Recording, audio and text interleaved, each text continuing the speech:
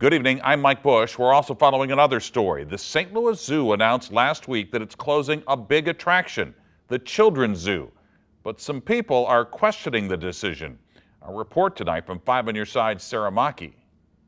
Looking around the zoo, you'll see everyone wearing masks. Just one way COVID-19 has changed their operations. But at the end of October, another change. Leaders recently announced they'll be closing the Emerson Children's Zoo, but not everyone is happy with the way that decision was made. After all, the people in this area, the taxpayers, provide nearly $50 million a year to the zoo, so they should have some say-so in how the zoo is operated.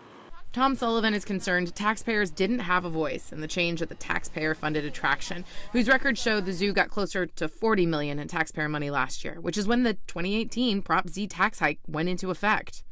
At the time, there was no discussion or no talk about closing the Children's Zoo, and I think that might have had an effect on the vote had they said so. So the fact that taxpayers are providing nearly $50 million a year for the zoo, that means I think they should have a lot more input into how it's operated. Our decision to close the Children's Zoo was a tough one.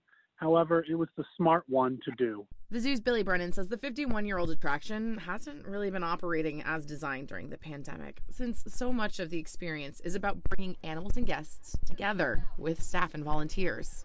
The decision to close the Children's Zoo was not based on finances. He says the zoo was hit financially during their 80-day closure because people weren't here for on-site purchases. But there's also concern now about what the future of philanthropy looks like, too.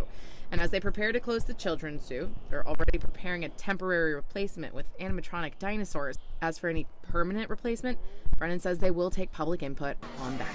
In St. Louis, Sarah Maki, 5 on Your Side.